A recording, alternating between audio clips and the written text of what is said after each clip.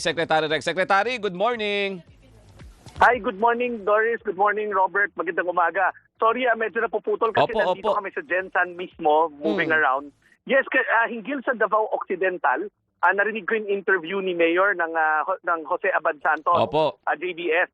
Actually, kakababa ko lang ng phone kay Acting Governor Lorna Bautista Bandingan. Nag-usap kami, we have more than enough family food packs na nandun mismo sa Malita warehouse, which is the capital of the province. Sabi ko nga kahapon pa, sa buong Region 11, Davao Region, sa buong Region 12, sa Soc-Sargen Region, we have close to around 300,000 family food packs, pati na rin mga non-food items. Ready for distribution yan. Ang kailangan lang, kung nakikinig pa si Mayor, yung regional director namin nandyan ngayon sa area, nag-iikot, at ready rin i-pick up yung mga food packs sa Malita warehouse mismo. Ang pagkakaintindi ko lang, merong mga road closure, pero we're also talking to the Air Force para mag-chopper lift tayo ng mga karagdagan pang food packs. Pero nandito na sa regional warehouses namin yung mga food packs even before nangyari yung lindol. So the DSWD stands committed, ready kami tumulong, ready kami rumisponde. In fact, nandito ako ngayon, nandito rin si Secretary Herbosa and Secretary Dizon para dahil utusan kami at ng direktiba ng Pangulo is to make sure mabilis ang response. Ang nagiging problem, Secretary Rex, ay yung pagpunta po sa community dahil puro landslides, hindi po makadaan. Paano po kaya natin mapapaabot yung tulong sa mga residente? Actually, ang mga na-identify namin na problem areas, in Sarangani Province, it's the municipality of Glan. In Davao Occidental, yung buong coastal area nila, which is Malita, Don Marcelino, yung Jose Abad Santos, and then yung municipality ng Sarangani sa Balot Island. Yan yung mga na-identify namin. Right now, nandito rin ang Office of Civil Defense, may mga airlifting na. Kasi, okay, first of all, meron tayong mga preposition talaga na mga goods. I'll give an example. One of the hardest hit is Sarangani Municipality in the island of Balut. Sa Davao yan, sa Davao Occidental yan. Meron na tayong 2,000 na nandun. Sabi namin sa local officials, gamitin na nila ng gamitin. Yun yung naka-preposition natin. Sa Malita naman, which is their capital city, capital town, meron tayong 5,000 na nandun. Now, on top of that, mag-airlift na yung Air Force ngayon ng mga karagdagang pang goods using mga Black Hawk helicopters para makapasok agad. Also, nandito nakikipag-ugnayan na rin kami sa Philippine Coast Guard kasi by sea naman at sa Philippine Navy para mapadala pa natin yung mga karagdagan na family food packs.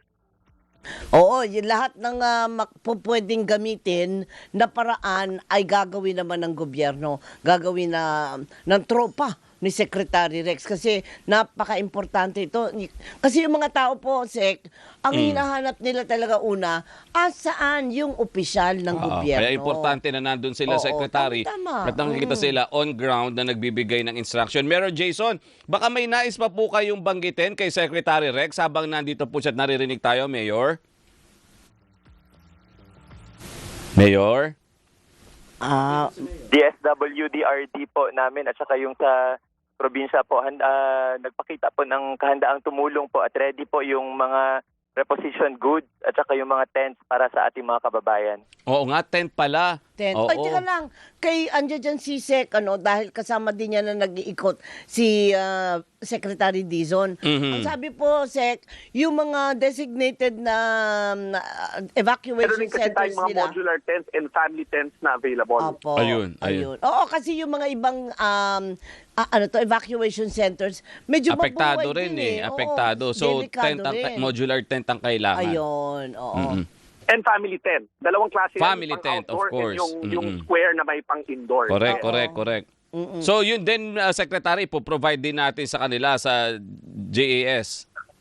Yes, actually, yesterday nagsimula na tayo sa Jose Abad Santos. Okay. Nagkakabit na tayo. And right now, kakababa ko din nga ng telephone sa Vice Governor nila, na Acting Governor ngayon, na we have more of these tents na sa region lang. Nandito na sa Rion, hindi na galing sa ibang lugar.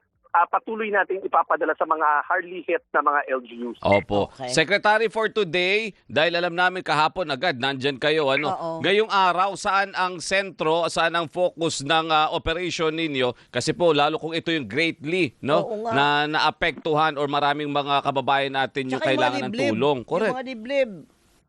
Actually, ang mga na-identify namin, like dito sa Sarangani, kasi nasa Sarangani Jensan Corridor ako, yung Municipality of Glan. Glan. Hindi pa namin makausap ni Mayor, baka walang mga cell site doon. Pero meron na tayong pre-position goods doon. Sabi namin, gamitin na nila kasi meron kami mga staff doon on ground. Pangalawa,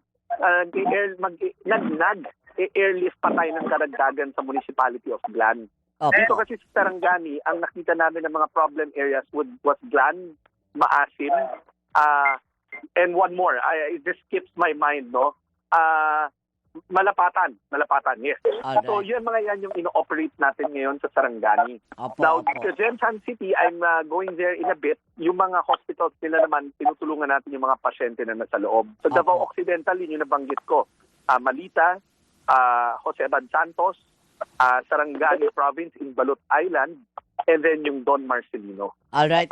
Sek, yung mga nakakarating sa inyo ng mga report, mayroon na po bang update doon sa casualties natin? Fatalities, missing, injured? Doris, unfortunately, I don't have that new data right now, yung consolidated data. Hindi muna ako magsasalita kasi alam ko nagko-consolidate pa yung Office of Civil Defense. Opo. Ayaw ko magbigay ng misinformation. Pero I think the Office of Civil Defense will be publishing new data right before lunch today kasi alam ko yung administrator natin, magkasama kami kahapon, pero alam ko nasa Malita na nga siya right now sa Davao Occidental to consolidate the data also. Alright, oo. So, Sek, mensahe nyo na lang po muna Ayan. doon sa mga apektado. Kasi sabi ko nga, sino nagsabi sa atin, Robert, parang sa ngayon ay in state of shock yung mga Si Secretary tao? Ted, dahil nga doon sa nangyari. Secretary Ted. Oo. Yes. Sa ating mga kababayan sa Mindanao, lalo na sa mga affected areas ng Sarangani, Jensan City, Davao Occidental, meron tayong mga naapektuhan rin sa Sultan Kudarat.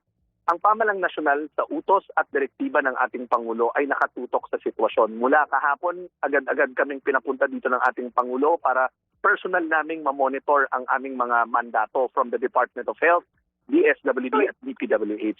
Sisiguraduhin namin na hindi kami bibitaw hanggang sa maiahon natin ang ating mga kababayan mula dito sa trahedya na to. Sisiguraduhin natin na hindi natin sila iiwanan at sisiguraduhin natin na hanggang sa recovery kasama nila kami. Huwag po kayong mag-alala. Okay. Sek, maraming salamat po sa inyong oras at dalangin namin syempre yung inyong kaligtasan din po dyan at ang ating mga kababayan dyan. Salamat, Secretary. Thank you, Sek. Doris, Robert, maraming salamat. Magandang umaga. Magandang umaga at mag-iingat po. kayo. Mayor.